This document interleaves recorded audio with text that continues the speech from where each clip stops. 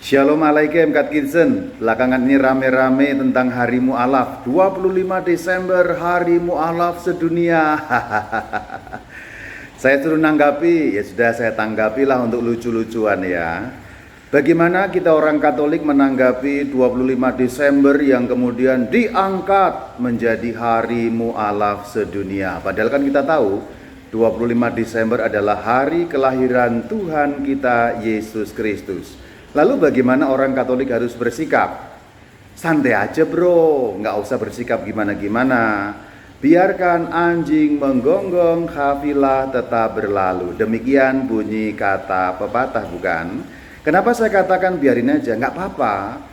Ada yang sudah lebih parah daripada ini. Artinya apa?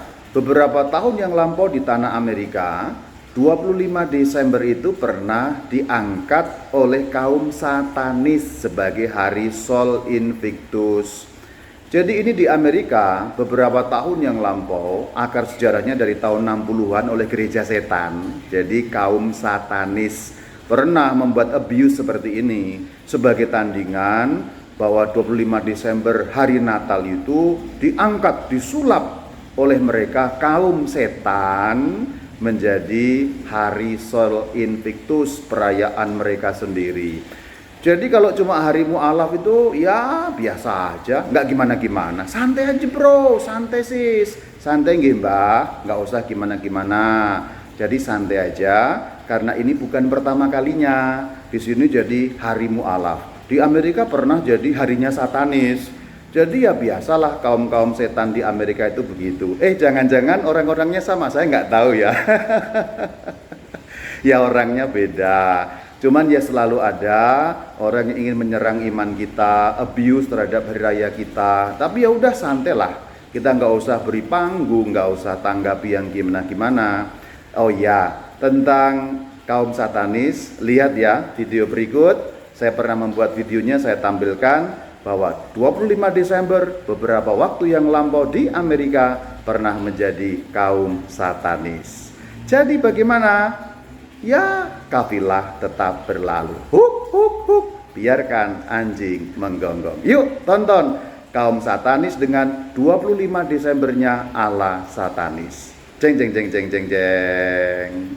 Jadi kalau kita 25 Desember Natalan, orang-orang satanis itu merayakan hari raya yang sama, tanggal yang sama. Dengan membuat klaim, ini dulu sudah ada pada zaman Romawi, kami merayakan Sol Invictus, kamu curi, hingga kamu cap sebagai hari raya kelahiran Kristus.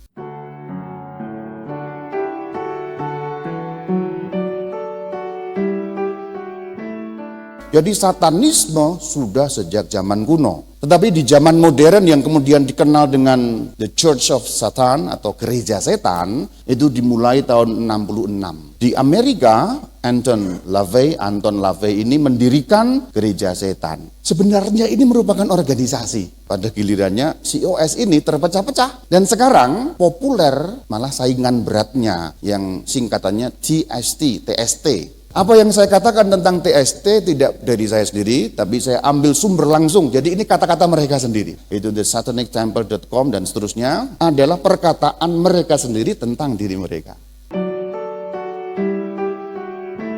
Upacaranya apa? Mereka punya upacara atau ritual menarik sekali. Sol Invictus. Nah, ini yang mereka promosikan adalah 25 Desember itu dulunya hari raya orang kafir yang diambil alih oleh gereja Katolik untuk dijadikan hari raya Yesus Kristus.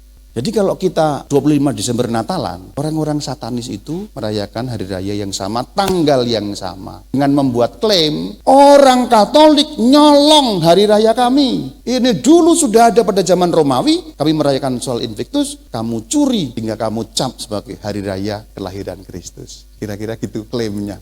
Maka kalau kamu di internet tiap menjelang Desember ada serangan Yesus tidak lahir 25 Desember apa dan sebagainya. Ya salah satunya juga dari promosi-promosi mereka membelokkan iman kita dari kebenaran. Padahal saya bisa menjelaskan bahwa 25 Desember itu sudah dirayakan jauh sebelum orang Romawi merayakan Sol Invictus. Sejarahnya kira-kira singkatnya demikian. Dulu memang orang-orang Romawi adalah penyembah dewa-dewi, pagan, kafir gampangnya begitu. Kemudian Kaisar Konstantinus namanya tahun 300-an menjadi Kristen.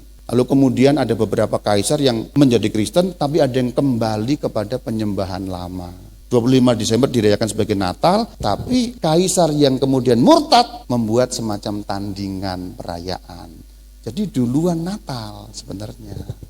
Perayaan Sol Invictus itu dibuat oleh mereka atau kaisar-kaisar yang ingin menandingi perayaan Natal dengan merayakan Sol Invictus. Sol itu matahari, Invictus kemenangan. Jadi merayakan kemenangan dewa matahari. Karena di belahan utara itu kan Desember kan musim dingin. Lalu ketika titik balik selatan dan kembali, wah matahari akan kembali, dewa matahari akan menang. Karena sebentar lagi kita akan mengalami panas. Kira-kira begitu.